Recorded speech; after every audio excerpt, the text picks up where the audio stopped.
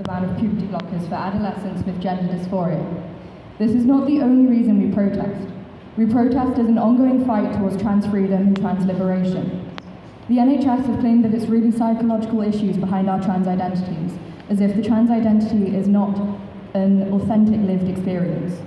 How can the NHS say this when they don't have enough resources to fund our clinics or carry out research correctly, to attempt to deal with our psychological issues or even make life-saving care accessible?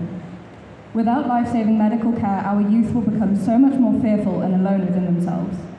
Our youth are already so vulnerable to drug abuse, self-harm and suicide that in the UK alone, 88% of trans people have experienced suicidal thoughts.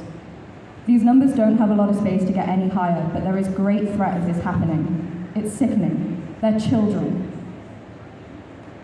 It is so damaging, the misinformation being spread about hormone blockers.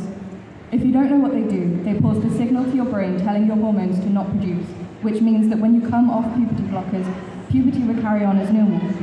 These drugs are reversible, suicide is not. Yes, medication does have side effects, but if they are considered so dangerous, they would have been banned for cis youth too. If blockers are safe enough for cis youth, then why not our trans youth? Cis or trans, the drug works the same in our bodies.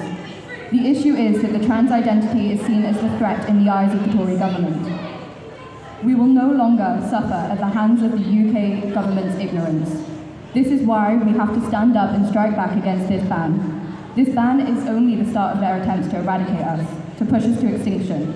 But we can't be eradicated. Trans is not biologically reproduced. We will not be silenced, we will not back down. We have always been here and we will always be here. We deserve to live full, happy lives, to feel loved and to be safe. We are beautiful and we're free. We are the trans community.